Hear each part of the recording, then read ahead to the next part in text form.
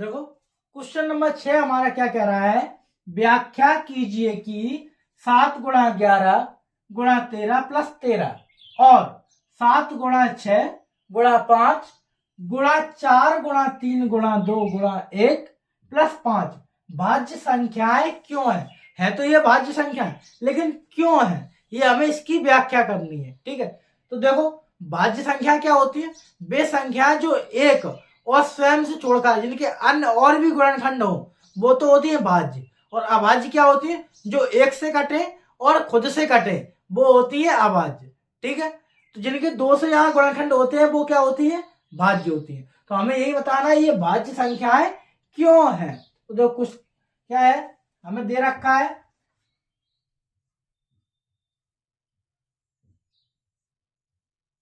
दिया है 7 गुणा 11 गुणा 13 प्लस 13, तो इसके गुणा करेंगे 11 7 77, ठीक है, गुणा 13 बच गया प्लस 13, 13 गुणा 7 13 7 91, ठीक है, हासुलाई 9, 13 7 91, 91 और 9 हो गए पूरे 100, कितने हो गए 100, तो 1001 प्लस 13 कितना आ गया 1001 प्लस 13, इसमें जोड़ देंगे हम तो क्या आ जाएगा हमारा 3 और 1 4, ठीक है, 1 0 और 1 1, फिर 0 फिर 1, ठीक है, ये आ गया।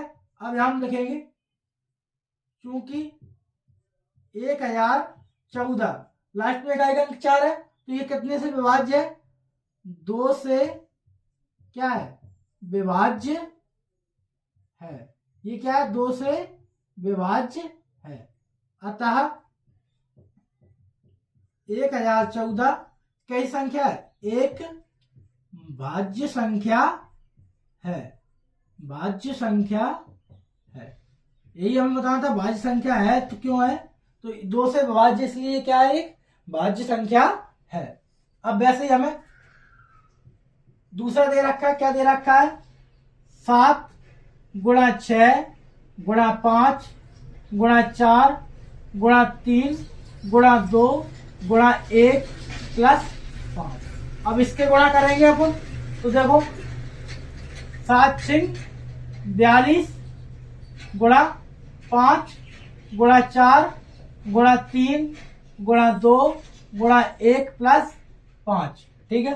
अब 42 पंच है तो 5 दूनी 10, हासुलाई 1, पांचों को 20 और 1 21, 210 गुणा 4 गुणा 3 गुणा 2 गुणा 1 प्लस 5, 0 4 गुणा 0 करेंगे 0, 4 एकम 4, 4 दूनी 8 गुणा 3 गुणा 2 गुणा 1 प्लस 5, 3 का करेंगे 0, तो चौको 12, हासुलाई 1, 3 8 24, 24 से 25 गुणा 2 गुणा 1 प्लस 5, 2 गुणा करेंगे 0, 2 दूनी 4, 2 पंचे 10, 2 दूनी 4 और 1 5 गुणा 1 प्लस 5, 1 का गुणा 50 40 में करेंगे तो कितना आएगा 50 40 ही प्लस 5, तो जोड़ देंगे कितना आ जाएगा 50 45, 5045, ये आ गया।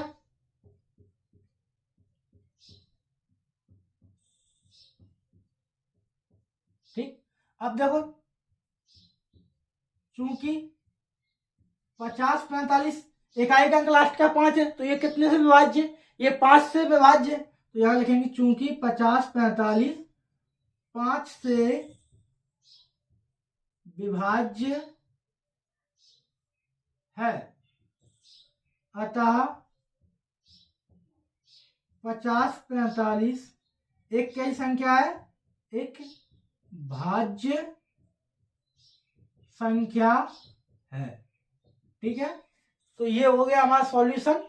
आगे समझ में, ये वाला क्वेश्चन जो है, ये वाला क्वेश्चन भी एग्जाम की दृष्टि से कैसा है, बहुत इंपोर्टेंट है। ये वर्ष 2025 में भी पूछा गया था और वर्ष 2026 में भी पूछा गया था, 2 नंबर का पूछा जाता है, पेपर की दृष्टि से काफी इंपोर्टेंट है। अच्छा कह रहे होगे सर क्या ही इंपोर्टेंट है, इसमें गुणा ही तो करना है, और करना क्या है इसमें, तो बेटा देखो मैं प्रूफ दिखा रहा हूं, ये वर्ष 2025 का पेपर है। कब का? 2025 का। इसमें क्वेश्चन ये पूछा गया है, देखो कहां पूछा गया है।